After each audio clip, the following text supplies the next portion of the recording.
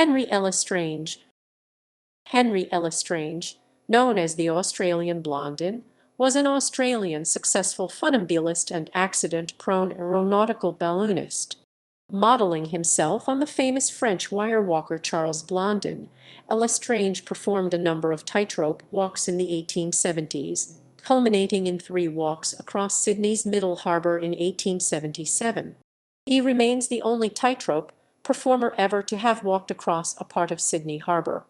L'Estrange was an early balloonist and attempted a series of flights in the early 1880s, one being successful, one ending in Australia's first emergency parachute descent and the last culminating. He tried to return to his original career of tightrope walking, but, with new forms of entertainment, humiliating falls and other Blondin imitators, he found success elusive. Public benefits were held in his honor to recoup financial losses, and he dabbled in setting up amusement rides, but ultimately he faded from public attention and was last recorded to be living in Fitzroy, Victoria in 1894. Early performances. Henri L'Estrange was born about 1842 in Fitzroy, a suburb of Melbourne. Little is known of his early years, family or private life. He first came to public attention in 1873 as a member of a Melbourne performance group, the Royal Comet Variety Troupe, a gymnastic, dancing and comedic vocal combination with Miss Lulu L'Estrange and Monsieur Julien. As part of this troupe, L'Estrange performed in Melbourne and Tasmania throughout 1873 and 1874, with Henri and Lulu performing together on the tightrope. In 1876, L'Estrange performed solo for the first time in Melbourne and quickly gained a reputation as a fearless performer. Tightrope walking had grown in popularity in Australia. By the mid-1860s, Australian wire walkers funambulists were modeling themselves on Blondin, copying his techniques, with several even calling themselves the Australian Blondin. The popularity of the name surged after the original Blondin visited Australia in 1874, performing his high-wire act in Brisbane, Sydney, and Melbourne. By the mid-1880s, there were at least 5 Blondins performing regularly in Sydney and elsewhere. L'Estrange began using the moniker the Australian Blondin from early 1876. Arriving in Sydney from Melbourne, L'Estrange erected a large canvas enclosure in the Domain and began a regular series of performances on the tightrope, copying the location and stunts of the real Blondin who had performed there in August 1874. His opening night on 26 January 1877 attracted a reported crowd of between 2,000 and 3,000 people. Newspaper reports commented that his performance was so like that of the original Blondin that people could be forgiven for thinking they had seen the world-renowned rope walker. With his rope suspended 40 feet, 12 meters above the ground, L'Estrange walked backwards and forwards, walked in armor, walked covered in a sack, used and sat on a chair, cooked and rode a bicycle, all on the rope.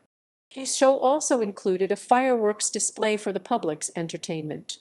L'Estrange performed in the Domain from January through to April 1877, but not without incident. On 7 February 1877, as L'Estrange neared the end of his wire act, sparks from the fireworks going off around him fell into the nearby store of gunpowder and fireworks, igniting them. The store's shed was demolished, a surrounding fence knocked down, part of L'Estrange's performance tent caught fire, and 2 young boys were injured. Sydney Harbour crossing. In late March 1877, advertisements began to appear in the Sydney newspapers for L'Estrange's proposed harbour crossing. The first public performance was set for Saturday, 31 March, with L'Estrange having organized 21 steamers to convey spectators from Circular Quay to a special landing stage close to his performance area. L'Estrange advised those wishing to see his performance to travel on his steamers, as they were the only ones with permission to land passengers. Of course, this did not stop other entrepreneurs and captains from carrying spectators of their own. Whilst the event was profitable, L'Estrange considered that the majority of viewers were non-paying deadheads.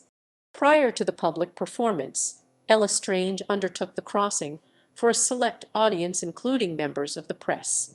That crossing was a success, and was well reviewed in the papers, no doubt adding to the crowd's anticipation for the Saturday show. Bad weather postponed the performance, which did not go ahead until 14 April.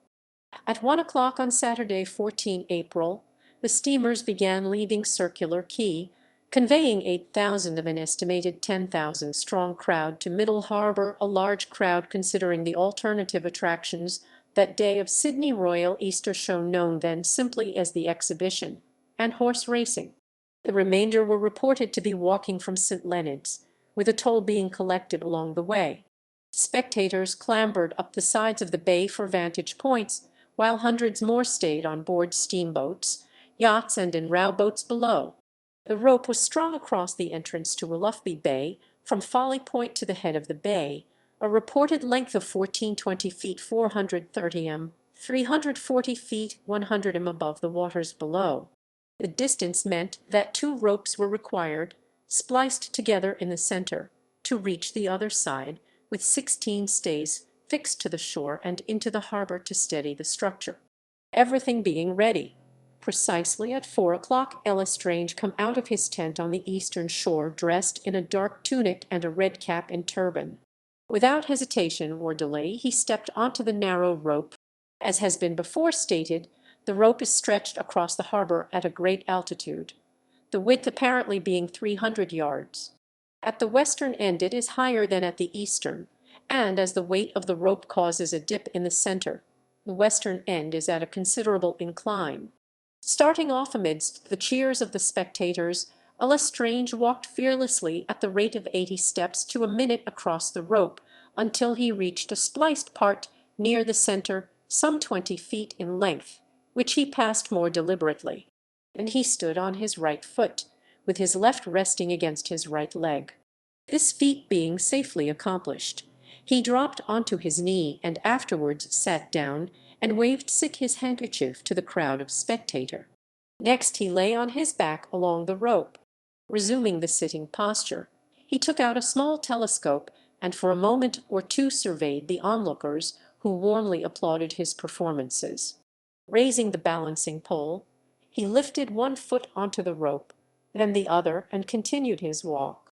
He took a few steps backward, and then proceeded up the inclined part of the rope steadily to the western shore, at the slower speed of about 60 steps a minute, the rope swaying considerably as he went.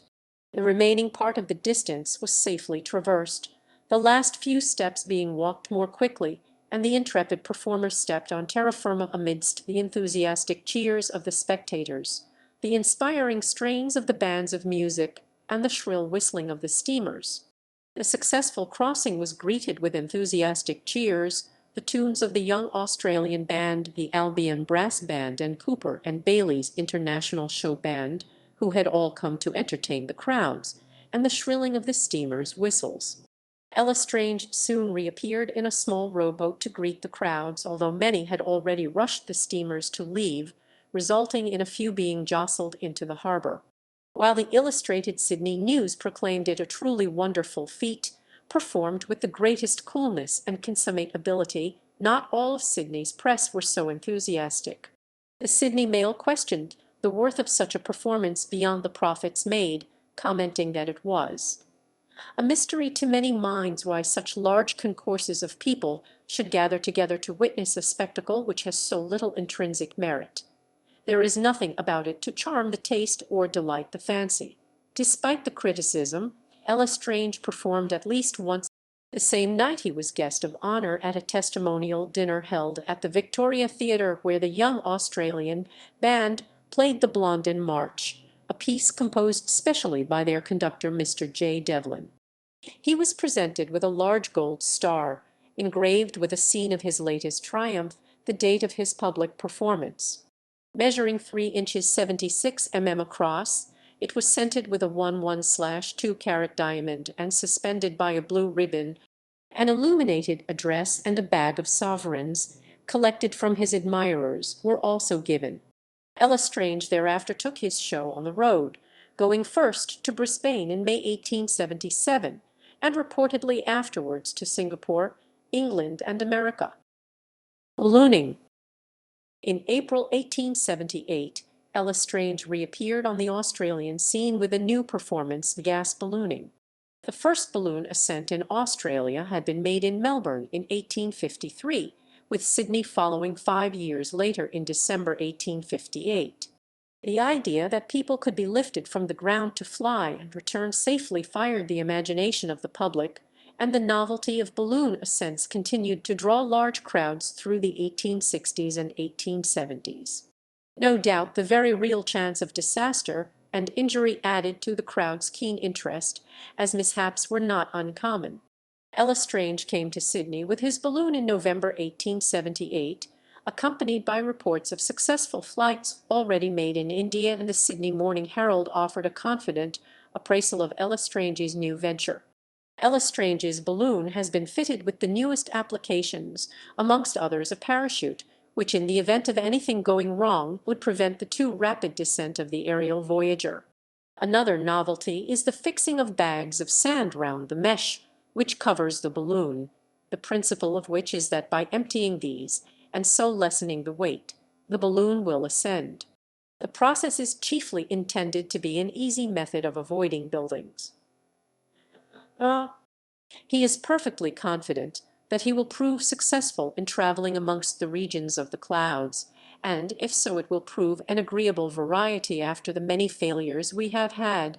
In a letter to the Sydney City Council, L'Estrange sought permission for the use of the exhibition grounds in Prince Alfred Park, behind Central Railway Station, for his first attempt. L'Estrange struggled to fill the balloon through the afternoon of 17 November 1878, with gas supplied by the Australian Gaslight Company. By 5 p.m. the crowd was getting restless, and L'Estrange decided to attempt liftoff, despite the balloon not being fully inflated. To lighten the load he removed the car in which he was to sit, and instead sat in a loop of rope. The balloon managed only to drag him across the park before clearing the fence line and landing on a railway truck in the yards of Central Railway Station next to the park. L'Estrange blamed the failure on having been supplied with dense gas and a filling pipe that was too narrow and leaky. L'Estrange wrote to the council again, this time asking for permission to use Belmore Park for a second attempt. Much like his first attempt, the second ended in failure. Once again the balloon took much of the day to fill, with the lift going ahead at 5 p.m. on the afternoon of 7 December 1878. The first attempt dragged him approximately 100 yards 91 m through the crowd. Returning to the start point, L'Estrange tried again, shooting up into the air approximately 50 feet 15 m and sailing away towards the south before descending again and being dragged across the park. The crowd feared the balloon would crash, but once more it lifted, up and over the roof of Carter's barracks. L'Estrange, realizing that the balloon was not going to lift higher, threw out the anchor, which caught in the spouting of a building, and threw the balloon into the drying yard of the Benevolent Asylum, where it caught in the washing lines and wires and was practically destroyed. Still, L'Estrange's place in Sydney hearts had been established, and a well-attended benefit was held at the Theatre Royal on 19 December 1878. L'Estrange survived an even more disastrous attempt in Melbourne less than 6 months later, at the grounds of the Agricultural Society, in a balloon named Aurora. Having been supplied with a much higher quality gas from the Metropolitan Gas Company, he miscalculated the speed at which the balloon would ascend. Having floated much higher than originally anticipated, the balloon greatly expanded, and a weak seam in the calico fabric suddenly burst. L'Estrange had the presence of mind. His landing was softened by a tree, and although severely shaken, L'Estrange was uninjured. The whole journey took 9 minutes. The catastrophe was widely reported, with the story appearing in local newspapers in Adelaide, Canberra, Sydney, and Brisbane within the week. This was the first emergency descent by parachute in Australia, predating the Caterpillar Club by over 50 years. Despite these setbacks, L'Estrange persisted, returning to Sydney in August 1880 to prepare for another attempt. Success finally came with a flight on 25 September 1880 from Cook Park northwards over the Garden Palace and Sydney Harbour to Manly. Final balloon flight. Buoyed by his achievement, L'Estrange set himself a second flight day in March 1881. With his reputation already well known in Sydney, and a successful flight on record, a crowd of over 10,000 turned up in the outer domain. As a result of high atmospheric pressure and heavy dew weighing down the balloon, inflation took longer than anticipated, and the crowd grew restless. The officer representing the company supplying the gas also refused to provide a new supply.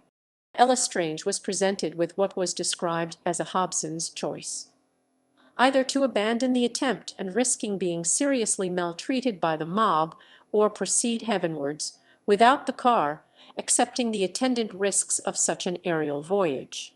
He chose the latter, and the lift commenced at 9:30 p.m. with L'Estrange sitting in a loop of rope much like his attempt 3 years previously. At first all seemed well, as the balloon lifted above the heads of the crowd, hovering for a moment before first heading over Hyde Park. He described the rest of his voyage in a letter to a friend. "I then got into a westerly current that took me out to sea, on which I determined to come down to Mother Earth without delay, but picture to yourself my horror when I found the escape valve would not act. I tried with all the strength of the one hand I had to spare to move it, for with the other I had to hold myself in the loop of rope, but all to no purpose. It would not budge an inch. In sheer desperation I took the valve rope in both hands, and it opened with a bang, but in the effort I had lost my seat in the loop, falling about 6 feet, and there I was dangling in mid-air, clutching the valve rope, the gas rushing out of the balloon as though she had burst. Burst. Burst. Burst. Managing to right himself, he became faint from the escaping gas and lashed himself to the ropes to prevent a fall. Realizing the attempt was now a danger to himself and the balloon, L'Estrange set out the grappling hooks to catch onto something and bring the balloon down. However, the ropes had become tangled and the hooks were too short. L'Estrange's balloon descended rapidly over the rooftops of Woolloomooloo, slamming into a house near the corner of Palmer Street and Robinson Lane. L'Estrange managed to disentangle himself and fell first onto a chimney, then a shed 25 feet 7.6 m below. He scrambled down from the rooftops to a waiting mob, who whisked him away to Robinson's Hotel on the William Street corner and would not let him leave. At the crash site, during an attempt to free the balloon, the escaping gas was ignited when the resident of the house opened a window to see what the commotion was, and the gas came into contact with the open flame of the room's chandelier. The resulting fireball destroyed the balloon, burnt a number of bystanders, and was bright enough to cast a brief but vivid illumination over the entire suburb. A panicked crush developed as groups tried to both flee from and rush towards the brief, but extremely bright, conflagration, while those further away at the launch site assumed L'Estrange had been killed. Several people were injured in the crush or burned by the fire, with one lady reportedly being blinded.